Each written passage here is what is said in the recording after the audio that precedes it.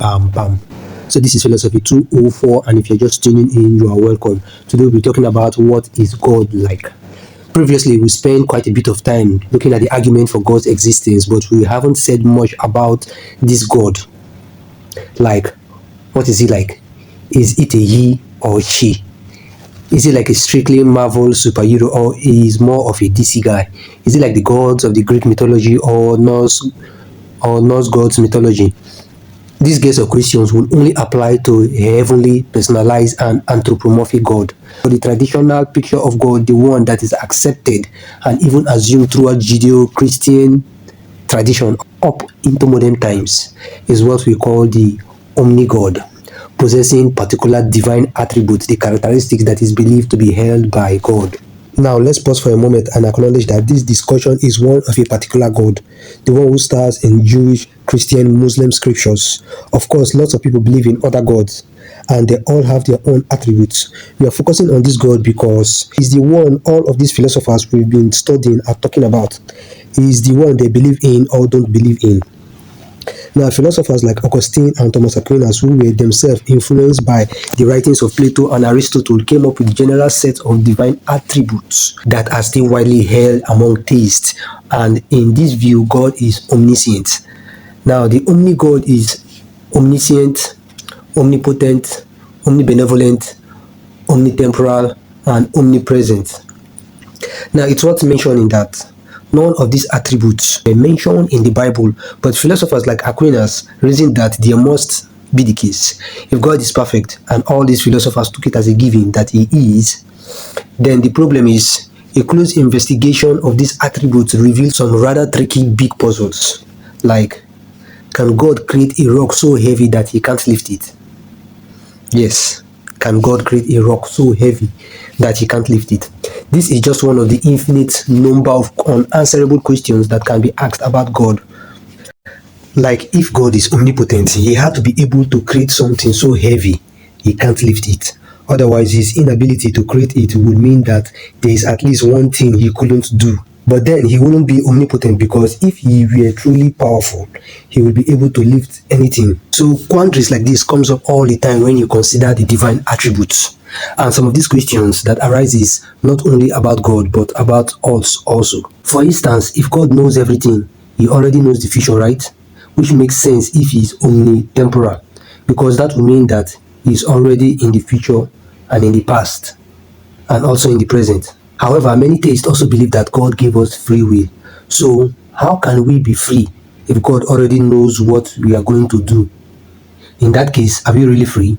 Or is freedom just an illusion that he created for us to make us feel like we are in control? This right here, at least on the surface level, God's divine attributes are internally inconsistent, meaning they can't all be true at the same time. And what do you do when you hold inconsistent belief? If you are being either philosophically rational, you either give up some of those beliefs, or you figure out a way to understand them and that makes them consistent. So this is what atheists who believe in God has to do. Let's think about the contradictions that arises from believing the following propositions. 1. God is omniscient. 2. Humans have free will. Is there any way to resolve these contradictions, or do we have to surrender one of those beliefs? One possible response is to say that knowledge and causation aren't the same thing. So God might know that we are going to do something without actually causing us to do it. If you think about it, this does make sense because, for instance, imagine a person standing on a cliff looking down on a train track that curves around the bend. Now, from the vantage point, the onlooker can see that on the other side of the bend, a person is stuck on the track of the train. And as the train approaches, too far away to do anything, the onlooker knows that the accident will happen before it does. But the fact that the person knows it will happen, that doesn't mean the person caused the accident to happen. Another example is if God knew you were going to eat an entire pizza pie all by yourself over the course of a lonely weekend. That doesn't mean he caused you to do it. That was all on you. But wait, if God is omniscient, then he can't be wrong, can he? Because if he were wrong, then there would have been something he didn't know. So if God knew you were going to eat the whole pie, then you couldn't not eat the pie. Because if you decide not to at the last minute, then you will have just proven God wrong.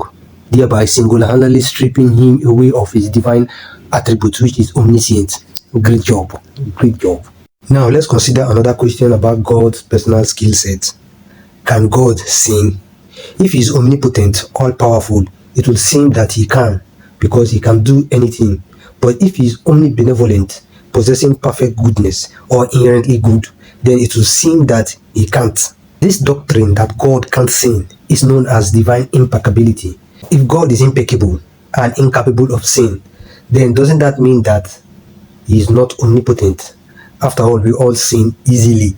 However, it still seems kind of weird to think that God cannot do something that we can. Some people solve this puzzle by saying that sin is necessarily a failure, so therefore a perfect being can't do it. Others say that even though God might do something that will be a sin, if a human did it, the idea of sin simply doesn't apply to God.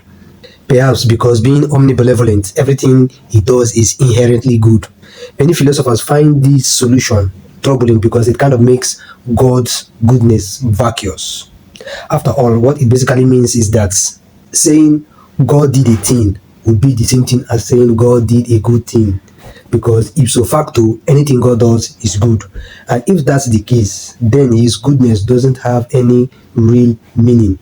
Yet another possible contradiction presents itself in the belief that the omni-God is a personal God. Many people find it difficult to suppose that God could be omnitemporal and omniscient, yet still have a personalized relationship with his creatures. It is hard to understand how God could relate to us or feel the way we feel if he doesn't experience time as we do.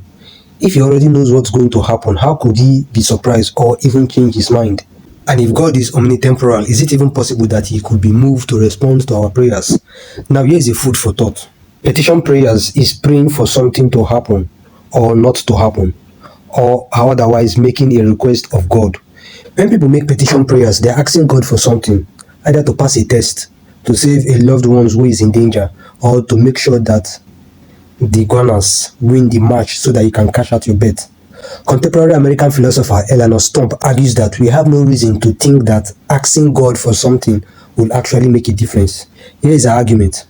If God knows everything, including the future, which he does if he is omniscient, and if God has the power to bring about any state of affairs, which he does if he is omnipotent, and if he always wants to bring about the best state of affairs, which he does if he is omnibenevolent, then God has already decided what is going to happen to everyone always. So either your prayer is asking God to do something he was already going to do, in which case your prayer is a waste of time, or your prayer was asking God to do something that he has decided he will not do because it wasn't actually the best thing. And also in that case, even if God will change his mind based on your prayer, you wouldn't want him to, because it will actually make things worse. In other words, if God knows what's best, why would you want to change his mind?